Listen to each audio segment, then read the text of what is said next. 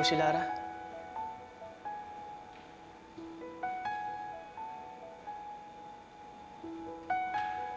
Kinaibigan ka ng pinsan kong si Almiro.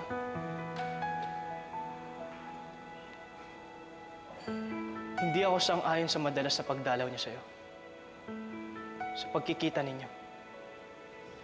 Binalaan ko siya. Na baka masaktan lang. Pero makulit ang pinsan ko. Dahil gustong-gusto ka niya. Pero anong ginawa mo? Binigo mo lang siya. Pare-pareho kayong lahat dito sa baryong Makupang. Malulupit, mapanghusga. Ang importante lang sa inyo ang panlabas na anyo. Hindi totoo yan. Kung hindi totoo yan, bakit kaagad mo inayawan si Almiro? Puro kabutihan ang pinakita niya sa'yo. Nagtapat lang ako sa kanya. Hindi mo man na siya binigyan ng pagkakataon? Wala talaga akong pagtingin sa kanya. Iba ang gusto ko.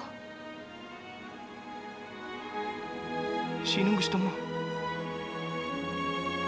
Ako? Huwag ka na magkaila, Lara.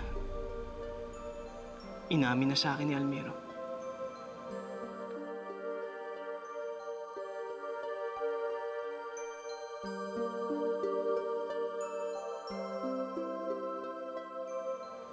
Na ako ang gusto mo.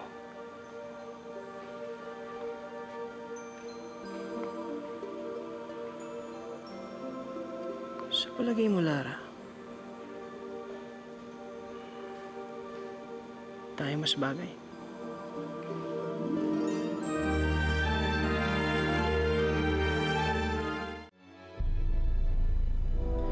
Hindi ako tulad ni Almiro na nagpapauto. Basang-basa kita, Lara. Manggagamit ka. Kahit ayaw mo kay Almiro, pinaasa mo pa rin siya dahil alam mo may pakinabang ka sa kanya. Hindi ako ganun. Pagsasabayin mo pa ba kami magpinsan? Kung iniisip mo mapapabilog mo din ang ulo ko, doon ka nagkakamali. Dahil hindi ako magpapaloko sa'yo. Kaya huwag ka na umasa. Dahil hindi ako magkakagusto sa'yo.